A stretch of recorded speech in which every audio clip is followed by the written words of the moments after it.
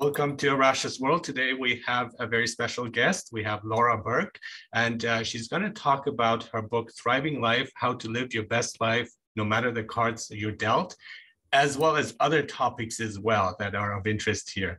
But welcome to Arash's World, Laura. Thank you for having me. Now, if we can start off by you presenting yourself in any way you see fit, because you do a lot of things as well. So how would you define yourself briefly for the audience here? I know it's funny whenever people ask me what I do for a living, I just have to rhyme off this whole long list. But basically, I'm the author of Thriving Life. I'm also a psychotherapist and professor and entrepreneur, and I do a lot of things. So, yeah. Wonderful. So the book, Thriving Life, I love the title itself. First off, the cards, so with the, no matter the cards you're dealt, it's quite interesting. It's a happy coincidence because my last interview was about oracles and tarot cards. So that immediately resonated with me, and that's a great coincidence. But also thriving. So it reminds me of the ancient Greek philosophers of flourishing, and you say this person flourishes in that time. So, and it's not just getting by, but it's actually really enjoying life. So, yeah, what would you say about that? Why did you choose specifically thriving instead of overcoming trauma or stress? Yeah, that's a really good question, actually, because there was a period of time in my life where I thought, I am just surviving. I'm just going through the motions day in and day out. I didn't feel that sense of thriving in life. And so I did a lot of work on myself and what I was going through to get to the point where I could finally say, wow, I feel like I'm finally thriving. So that was where the title stemmed from. It was just not simply surviving. Mm-hmm. And it's more than happiness or being happy. I see it as some, and I currently feel that I am thriving. And maybe the last period where I felt I was thriving was when I was 16.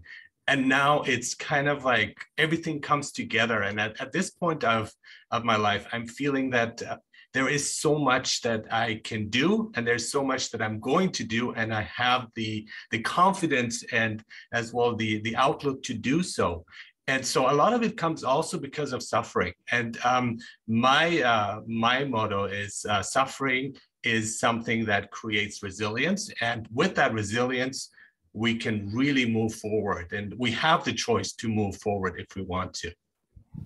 Yeah, I agree with you. I think that you hit the nail on the head with saying that suffering causes resilience because it's really hard to develop resiliency without having kind of strife or to go through something and come out of it on the other side. So I think a lot of us have experienced that feeling and, are still trying to develop resiliency. I know that my daughter's a teenager and we talk a lot about resiliency, and it's really hard as a teenager to develop that and have that. And so I think, yeah, you're perfectly right in saying that you really need to, the goal almost needs to be resilience and to be proud of the fact that you did develop that kind of armor in order to get through the hard times that you've maybe experienced. One of the things I have a son who's a teen and he just turned 13, and just recently our hamster passed away. And so that has created a lot of suffering, but at the same time, I feel the connection between us has grown so much stronger because of that loss. And I think that currently what's going on around the world as well is people are suffering, and it's a global phenomenon now. It's not something that it just Yeah. a specific country. It's everyone. So when we talk about it, I think it resonates much more with people, and I think people are actually probably more open to talk about it as well, of sharing some of the pains they have and the suffering that they go through with the current phenomenon. I agree. I think that what we've all experienced over the past 2 years has really created this understanding that we all have suffering that we have to deal with, and sometimes it's not really right in our face, but this pandemic really has put a mirror up to all of us. But on the other hand, communicating styles and being able to communicate online with one another and share our experiences, I think that is been very impactful with this whole pandemic as well, and is really important to share your experience, because I think historically, we've all been very closed off, and nobody wants to say that they're having a hard time or suffering or, sad about this, that, or the other thing. But the internet and living more on the internet is making us communicate, I think, in a better way almost. Yes, that's definitely true. And one of the things you mentioned in your book is brutal honesty. And I completely agree with it. And I really would highlight the word, not just honesty, but brutal, like really looking at yourself in the mirror, looking also in the rear view mirror and looking back at your past and kind of going through everything and accepting the previous suffering one has had or trauma. And that is something I've developed myself. I've gone through myself, and it's something I'm very passionate about, because you can really come out of this so much stronger if you accept that this happened and that you want to move on. But a lot of people don't do that, I find. It's true. And, I've talked to a lot of people about my book, and some people who have read it think, wow, it's kind of harsh. Like, some of the things that you're pointing out in your book are harsh. But I'm harsh in my book because I lived that experience. Like, I talk about being a victim and getting out of that victim mentality. And I was a victim a lot of my life. And I realized that I was continuing to allow what happened to me in the past influence my present day, even though that person who victimized me in the past is no longer in my life. But I found I was playing that poor me, I had a hard life, I was victimized, I suffered, I was abused, I was, all of that stuff. That stuff is horrible that it happened.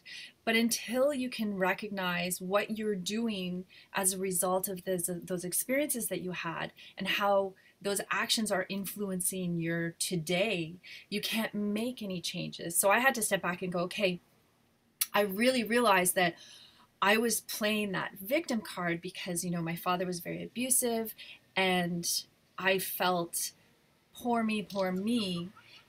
But then I realized he's no longer in my life. So why am I letting him influence me? Why am I letting the experience or the things that he put me through when I was a kid continue to impact me today? And so it wasn't until I realized what I was doing and that I couldn't make that change until I acknowledged my role in not what happened, but my role in how I'm continuing to let it affect my life. So, yeah. I think one thing we don't want to hold on to guilt or shame, because those are negative and debilitating feelings. What, again, like you're saying, we should accept it. It did happen. It's not about blaming or anything. It's about moving on. So, but you can't move on until you've actually accepted it and you deal with that anger that you're feeling. So it doesn't like remain within you or fester within you. And so you're using CBT mainly, as well as DBT, I think. And but I find a lot of my interest is psychoanalysis, but it's like that influence of the past. I think it's so important, paramount for being able to progress in the present and into the future, if dealing with those issues. Would you agree with that? I agree. And I think that you said, not placing blame. I think you can wholeheartedly place blame. I placed blame on my father, who was an adult and who, violated our relationship. But it's letting go of that blame, not letting go of the blame as far as he was wrong, but letting go of how that's influencing me today and how it's affecting me. I'm taking control of what's happening. Sorry, I meant self-blame. I meant exactly. Guilt and self-blame. Self-blame. What the other person doing, and I think that is really important to set those boundaries. And actually, again, brutal honesty. It's not just with ourselves, but with others too, and say, what you do is wrong, and I'm not accepting it. And absolutely, like pointing it out. I completely agree with you. And when I was reading through the chapter of toxic families, I felt like I'm reading through what's going on in my family life. And in my case, it's a reversal. It's my mother, not my father. But I could relate to a lot of those things. And what I love what you're saying is, you know what, when you feel that the other person is really harming you and is not going to change, is not willing to change, you need to cut off that relationship, cut the cord. And this is what I've been doing. And it just feels so good to be reaffirmed again here that this is the right path for one's health, for one's sanity as well. You know, I think family relationships are the hardest to deal with because we've all experienced ending friendships. We've all experienced ending relationships, but not very many of us has taken that step to end that family relationship connection or to put boundaries on those relationships, especially if it's a parent-child dynamic, like with me and my father, with you and your mother. It's hard for you to say, no, I'm not going to accept this behavior. I will accept this behavior. And if you're not willing to do that, then we can't have a relationship. And so you're taking the role almost of the adult when this person in your life, in the relationship, has been the adult and you've been the kid. Because it doesn't matter how old you are. You still feel like a kid when you're dealing with either your parents, your grandparents, your aunts, your uncles, whatever it is. So it's really tricky, but you find that having these toxic family relationships can bleed into other relationships in your life, you know, other friendships and how you allow them to treat you, or romantic relationships. So it is important to acknowledge and identify what is unhealthy about those family relationships, what you want to have changed. And if they can't change, because you can't make people change, if they can't change, it is 100% okay for you to say, you know what, I'm done. I'll meet you here, but I'm not going to let you to continue to make me feel terrible. Yeah, I love that. And that's absolutely true. And that idea of victim is also when you victimize yourself, you go back to that state. And if it happens in your childhood, you're emotionally and psychologically, as you see, view through the eyes of a child, that age that you had at that moment. But we have to realize that we've moved on and we are not that child anymore, and realizing, you know, we've moved past that, and then deal with the situation as an adult. Just last night, I watched Antoine Fisher, the Denzel Washington movie, and it's about abuse. And one of the most poignant moments for me was when he faces these actually he had female abusers, and when he's an adult, and he says, "I'm not that child anymore." And that kind of agency that you have, that kind of realization that this happened in the past, this was another stage of my life, now it's a very different one. And that gives so much also control and power to oneself. Empowerment is exactly that, in my view. It's so true. I find that it's really hard when you're stuck in that feeling of being a kid, you know, and that those feelings kind of come flooding back. It's hard to make that change, you know, because that's always how we've experienced that feeling when it arises. And so you have to step back and acknowledge. We talked about that whole being able to acknowledge what is happening. That's why I love CBT in a way, because you're acknowledging how you're feeling, what your thoughts are, what it's doing to you physically, what your brain is telling you, and to protect that child. You are the adult now, and you recognize that I'm having these feelings that I had when I was a little kid.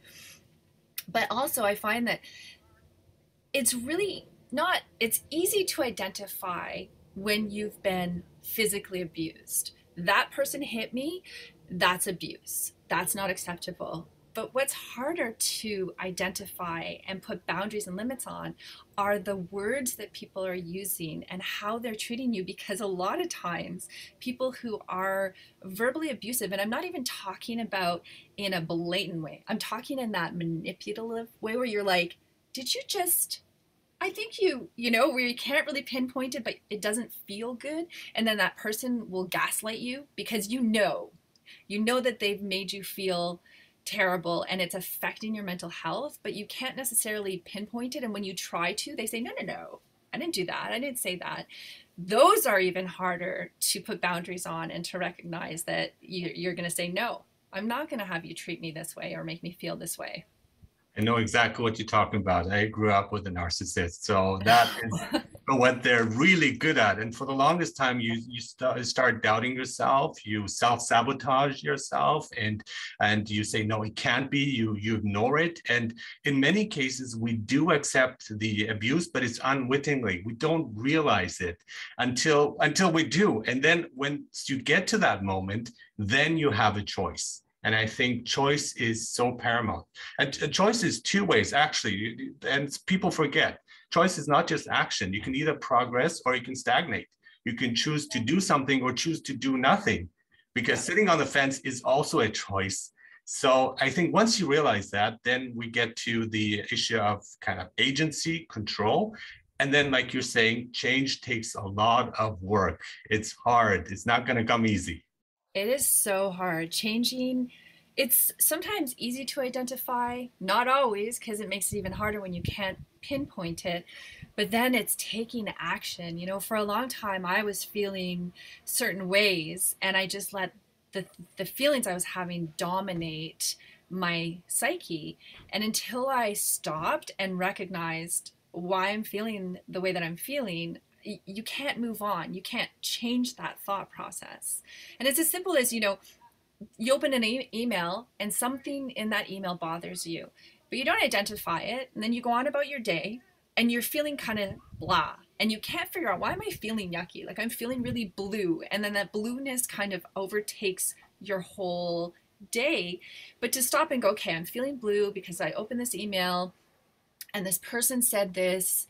And then you really dig down and identify why that made you feel bad. And then that's when you can let it go and make those changes. But until you recognize and take action, it's nothing will change. Yes, yes. And I think Vidal Sassoon had a quote. It's like, the only place where success comes before work is in the dictionary. And that's not just in terms of career, that's also in terms of our personal lives. And so in today's world too, we think like things will happen quickly. We want quick results, and it doesn't work that way. But we accept it in our careers, but it seems in our personal lives, don't fully embrace that. And it relationships as well, and that's something you talk about in your book as well. It takes a lot of work as well.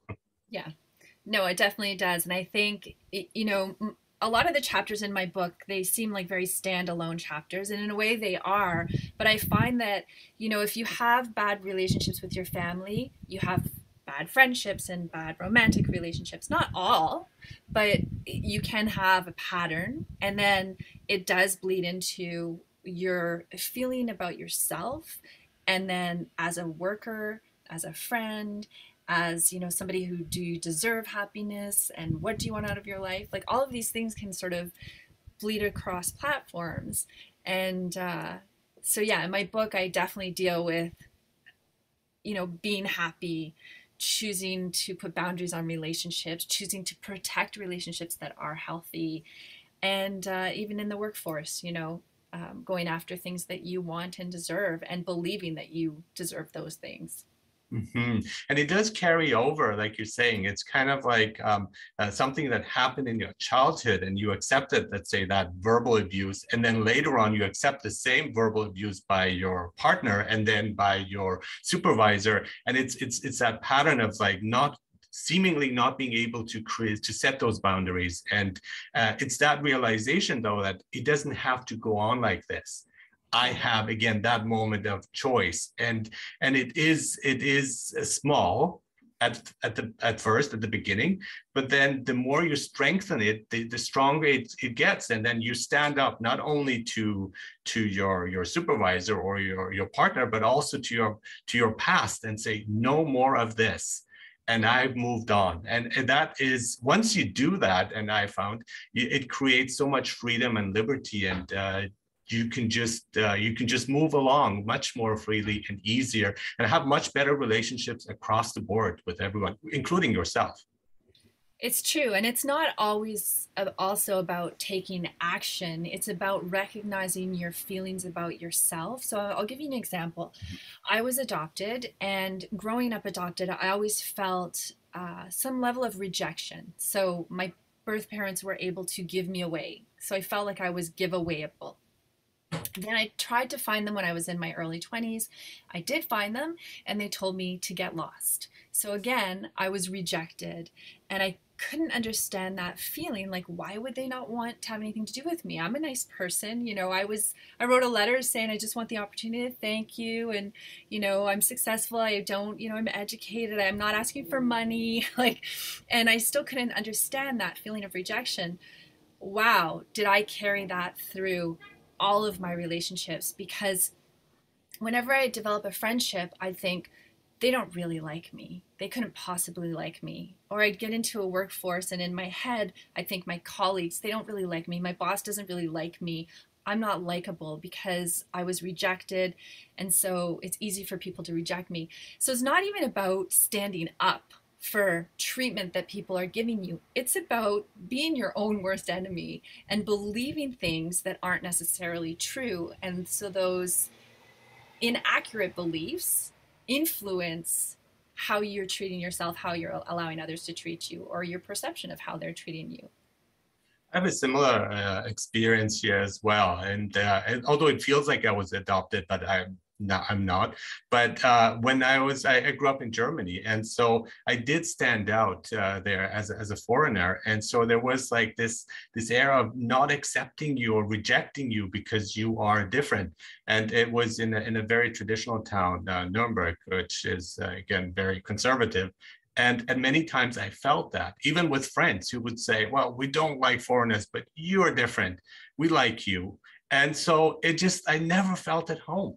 And then Right. you don't feel at home either. So it's that kind of displacement where you have nowhere you feel you belong. And that creates that feeling. It's like, okay, if somebody abuses me, it's okay because I have nowhere to go and Yeah. no foundation really of like I belong here, and that has still carried on because I speak 5 languages. I know about different cultures, but there's no one specific place that I can fully identify with because the place I grew up in and the language that I spoke, which was in Germany, they never accepted me fully. And so that carries on that feeling of displacement as you're mentioning it.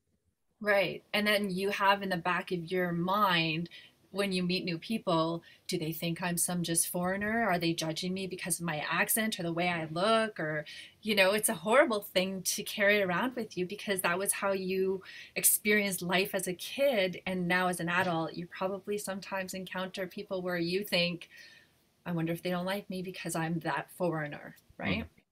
Yeah, it is carried through. But the good thing about obstacles and these kind of hurdles is, if you think about it, a hurdle is something that, again, there's a choice, but we jump over it. That's why they're there. And once you jump over it, you get better at it. And then the next hurdle, you will jump quite easily. And it's not even a hurdle for you. It's like, yeah, a piece of cake. So I think that is that attitude of, first of all, taking responsibility for oneself and one's actions as well, because the brutal honesty will say, well, there are lots of parts of myself that is maybe not ideal, and there are flaws there, but that's okay because we all have them. And it's the idea of taking responsibility, taking action, and trying to flourish or to thrive with that. And one of the things, and cognitive behavior therapy was something that I was criticizing years ago, but I'm feeling it's coming more towards the direction that I feel is important, like including things like mindfulness, including the discussion of the unconscious, the past that influences us. And seeing a talk by Martin Seligman, who talked about agency, and he says there are 3 things that are important here for agency to occur: is efficacy, optimism, but included imagination.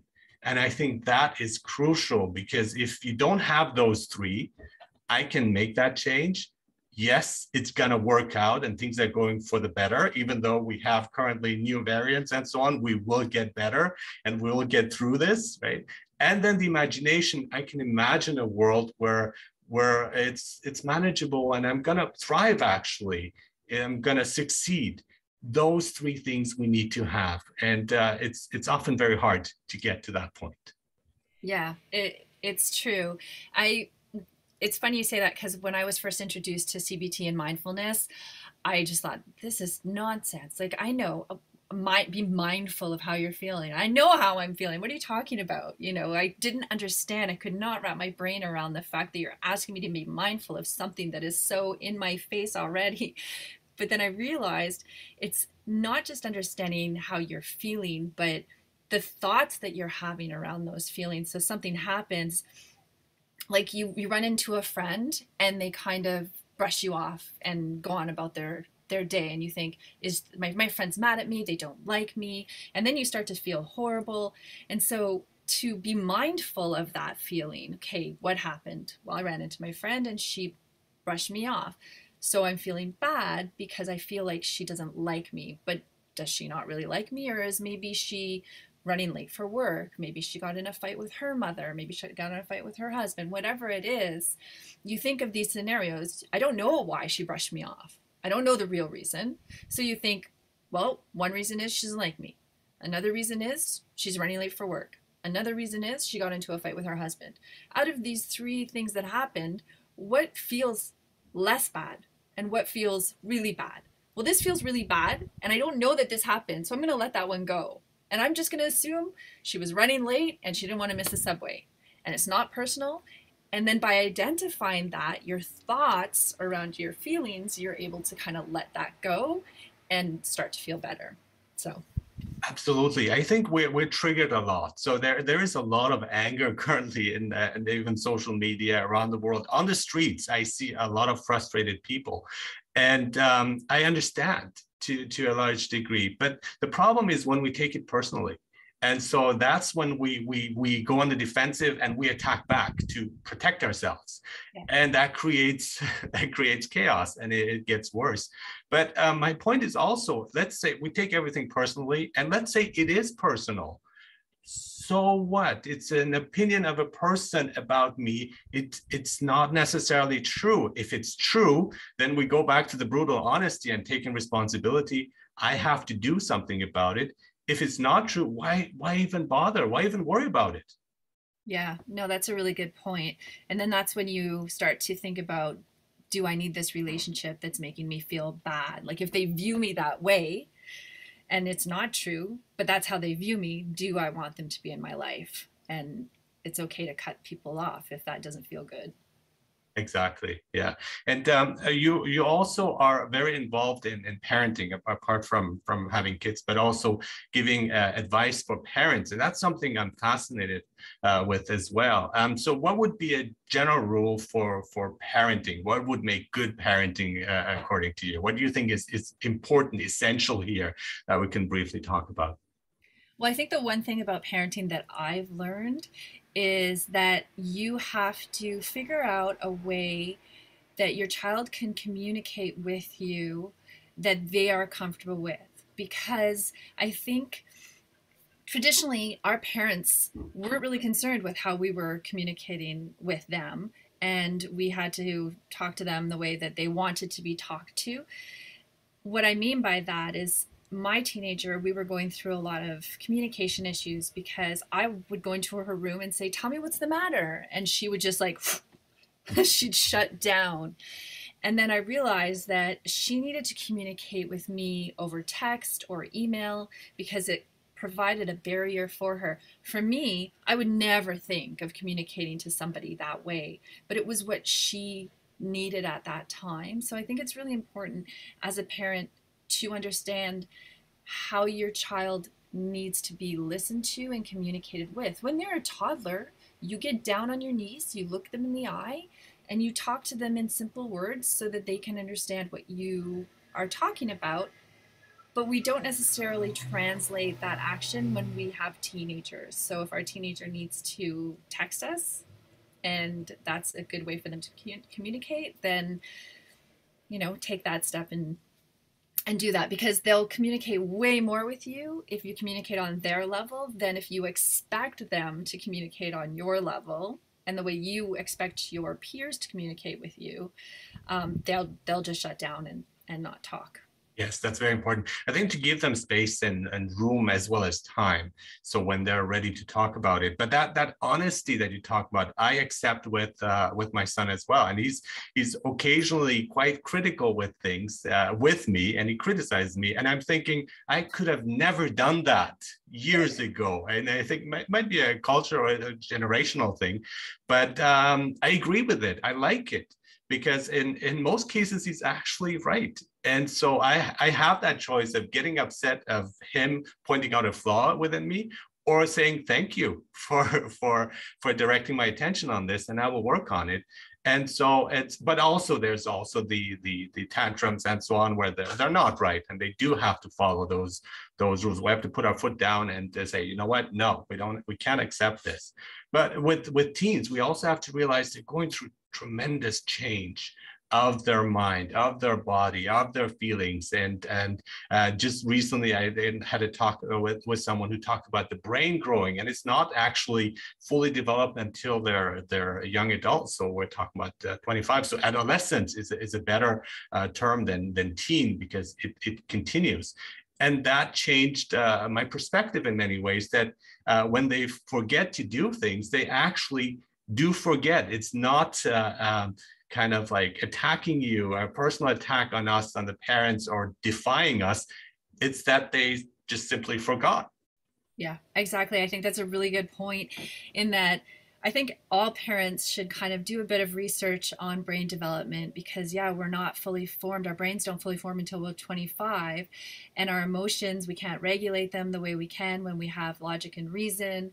And it makes it really hard. But as you say, sometimes they forget, and it's they're not being rude or disrespectful. They legitimately forget. And so to give them some slack there, for sure. And they forget many times, and then you just have to keep repeating, right? So that becomes important. And that level also of when you treat them with respectfully, and you accept them the way they are, that builds that level of trust, where they say, I can trust my parent and I can be open to them. And emotional regulation, that's absolutely true. They're not taught that at school.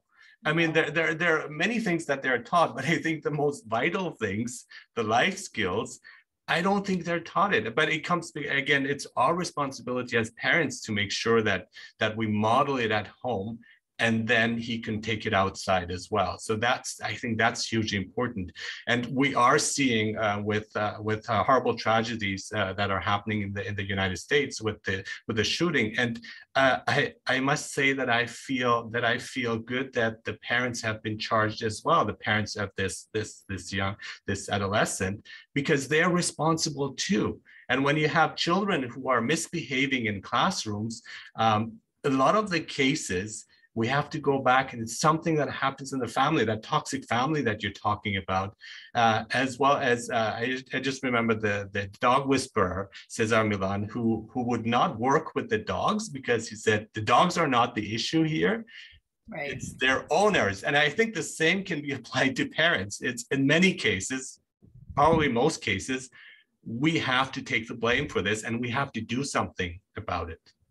Yeah, exactly. I mean, we have to teach our kids how to be good people, just like we have to teach toddlers how to share. We have to teach, teenagers how to respect themselves and one another and other adults. And yeah, it's good to let them be able to speak their mind, but they also need to know that we all live in a culture and a society together, that we have to respect one another. And what does that mean? And putting boundaries there too. Yeah, for sure. And that emotional connection, because there's a misunderstanding of independence. They say independence, while you deal things on your own and I won't interfere.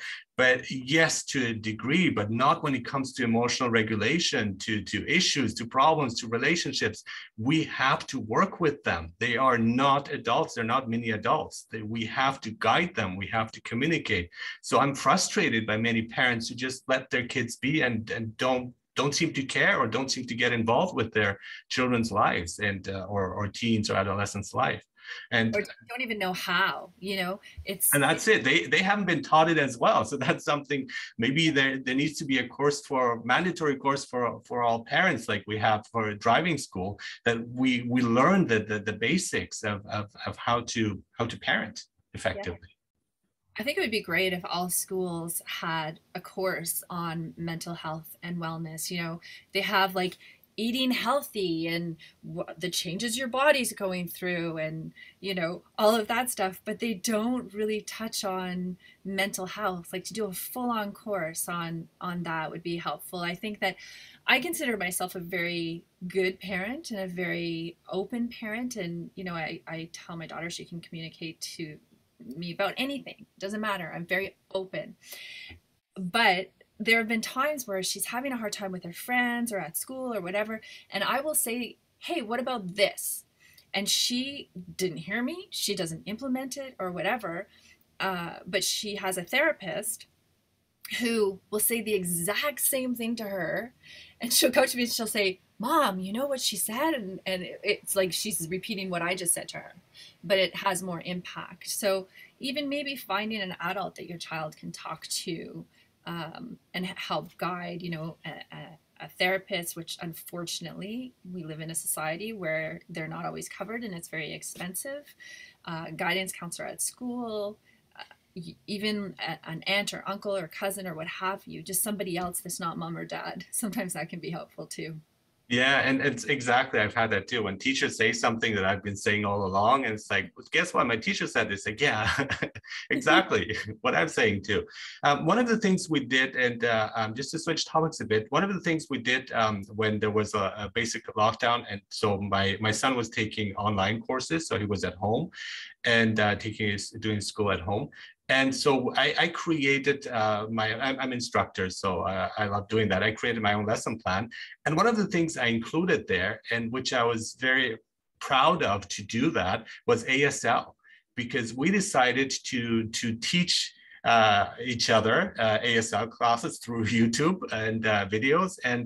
And so it was quite fascinating because I speak 5 languages, but ASL was so hard because I'm not using a voice, I'm using my hand, and I am not very good with my hands. So that kind of challenge was so empowering. And a second reason was we have a mailman who is deaf, and so we knew him for many years now in our neighborhood. And finally, we were able to communicate with him in very basic ways, but we could give our names and we can say how are you, and he could communicate brief things with us, and it felt so good. He felt so happy, and so did we. And it's something I would recommend everyone to do. Yeah, I And love that's it. something you specialize in as well. It's such a great language, and yeah, I took it in teachers college and I just continued taking courses because I love being able to communicate without talking. And you know, American Sign Language is the fourth most used language in the United States, so it's a very valuable language to learn. Mm-hmm. And it's useful too, because then you're in a crowded room. You don't want others to know what you're saying, and you can just signal. Or even in a club, it's loud, and you can communicate with another person. But the other thing is also the idea of, again, disability and ability. So we say, yes, this is a disability. People can't talk and hear and so on. But then at the same time, they have this ability to communicate without using their voice. And I find that fascinating, because if you would put me in a room with people who are deaf and mute, I would not be able to communicate with them, but somebody else would be able to do it. So I would be the disabled person in that room. And once we change that perspective, it just changes our whole outlook on what we see as a skill, as a need, a special need, or as an ability. And for me, I found it, again, very challenging to do that, but it's also empowering, and it also feels good to be able to have that ability that others have. Yeah, no, exactly. It's a great tool to use, and you know, a lot of deaf people, the onus is on them to communicate to us in how we're comfortable, like us being hearing people versus hearing people trying to learn a language to make it easier to communicate with them. So yeah, I think it's a very, and it's easier and easier to learn because of technology now. You know, there's a lot of really great deaf YouTubers. I love Bill Vicker of Lifeprint. He's a fantastic YouTuber that has really great instructional videos. And even hiring deaf tutors to work with you, because when you do learn ASL, it's best to learn from a deaf person. And I learned from deaf people who, you go into the course and you don't talk, and it's just like from day one you start to sign. And I think technology has made it a lot easier for people to be able to take that on. Absolutely, and that was one of our favorite classes that we took as a family, and now occasionally we do communicate with it, but we forgot quite a few of the signs. We have to keep up with it, I guess, and practice it. So the book is Thriving Life: How to Live Your Best Life No Matter the Cards You're Dealt, and it's a wonderful book. I love it how you are abording all these different topics as well. There's wealth of information in it, as well as practical guidance and tips and ways of dealing with issues. So you are giving here an action plan of how one can proceed. And thank you so much for being on Arash as well to talk about your experiences. And again, a wide range of experiences. And just a final question, you like traveling, and how has the whole COVID situation affected that passion of yours? Yeah, anybody who knows me knows that I travel. I travel on my own, I travel with my family, I travel individually with each one of my children so that we have that one-on-one time. And I miss it so, so very much. But luckily, I've been able to do things like we did a lot of camping sort of in our own province and area. I've continued to do my scuba certification, even though it wasn't very exciting because there's no beautiful fish and oceans near me. But I'm preparing for when I can travel again. Exactly. And you will be able to do so. And we all have to have, even though it doesn't feel like it, it's temporary. We will get through this, all of us together. Keep thriving. Thank you so much for your book and for this interview, and for all the work that you're doing as well, all the other stuff that you're engaged with. Thank you so much. Thank you for having me. Take care.